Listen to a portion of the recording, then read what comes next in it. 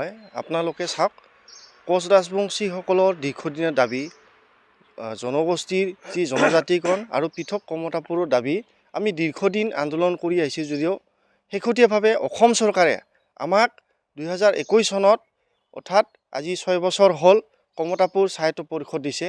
আমি কিন্তু নিৰ্বাচন বিচাৰিছোঁ যদিও নিৰ্বাচন হোৱা নাই। একেদৰে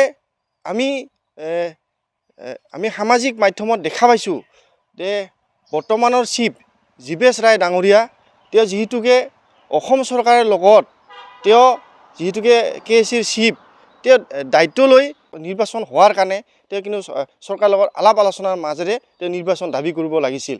কিন্তু তেওঁ নিৰ্বাচন দাবী নকৰি তেওঁ আচলতে কোনোবা এটা সমষ্টিৰ পৰা তেওঁ MLA হোৱা বা বিধায়ক হোৱা সপোন দেখি আছে। এই কথাটো কিন্তু দুৰ্ভাগ্যজনক। আমি বিচাৰিছোঁ যে কমতাপুৰ স্বায়ত্ত পৰিষদখন যিটোকে 6 বছৰ হ'ল অতি শীঘ্ৰে নিৰ্বাচন ব্যৱস্থা কৰিব লাগে অসম চৰকাৰে। আৰু যদি বিজেপি চৰকাৰে ভাবিছে কোচ ৰাজবংশীসকল লোলিপ হিচাপে ব্যৱহাৰ কৰিব খুজিছে তেতিয়াহ'লে কিন্তু ইয়াৰ কিন্তু পৰিণাম কিন্তু ভয়ংকৰ হ'ব। 2026 চনৰ নিৰ্বাচনত কিন্তু আমি কিন্তু বিজেপি চৰকাৰক উচিত প্ৰত্যুত্তৰ দিয়াৰ কাৰণে আক্ৰান্ত কিন্তু সাজু হৈছে আৰু জীৱেশ ৰায় মহাশয়ক অতি শীঘ্ৰে পদত্যাগ কৰাৰ কাৰণে আমি আক্ৰান্তৰ ওপৰত দাবী জনাইছোঁ।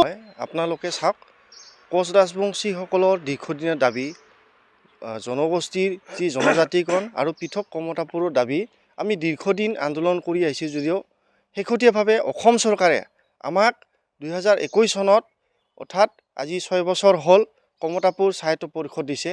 আমি কিন্তু নিৰ্বাচন বিচাৰিছোঁ যদিও নিৰ্বাচন হোৱা নাই। একেদৰে আমি সামাজিক মাধ্যমত দেখা পাইছোঁ যে বৰ্তমানৰ চিফ জীৱেশ ৰায় ডাঙৰীয়া তেওঁ যিহেতুকে অসম চৰকাৰৰ লগত তেওঁ যিহেতুকে KACৰ চিফ তেওঁ দায়িত্ব লৈ নিৰ্বাচন হোৱাৰ কাৰণে তেওঁ কিন্তু চৰকাৰৰ লগত আলাপ আলোচনাৰ মাজেৰে তেওঁ নিৰ্বাচন দাবী কৰিব লাগিছিল। কিন্তু তেওঁ নিৰ্বাচন দাবী নকৰি তেওঁ আচলতে কোনোবা এটা সমষ্টিৰ পৰা তেওঁ MLA হোৱা বা বিধায়ক হোৱা সপোন দেখি আছে। এই কথাটো কিন্তু দুৰ্ভাগ্যজনক। আমি বিচাৰিছোঁ যে কমতাপুৰ স্বায়ত্ত পৰিষদখন যিটোকে 6 বছৰ হ'ল অতি শীঘ্ৰে নিৰ্বাচন ব্যৱস্থা কৰিব লাগে অসম চৰকাৰে। আৰু যদি বিজেপি চৰকাৰে ভাবিছে কোচ ৰাজবংশীসকল লোলিপ হিচাপে ব্যৱহাৰ কৰিব খুজিছে তেতিয়াহ'লে কিন্তু ইয়াৰ কিন্তু পৰিণাম কিন্তু ভয়ংকৰ হ'ব। 2026 চনৰ নিৰ্বাচনত কিন্তু আমি কিন্তু বিজেপি চৰকাৰক উচিত প্ৰত্যুত্তৰ দিয়াৰ কাৰণে আক্ৰান্ত কিন্তু সাজু হৈছে আৰু জীৱেশ ৰায় মহাশয়ক অতি শীঘ্ৰে পদত্যাগ কৰাৰ কাৰণে আমি আক্ৰান্তৰ ওপৰত দাবী জনাইছোঁ।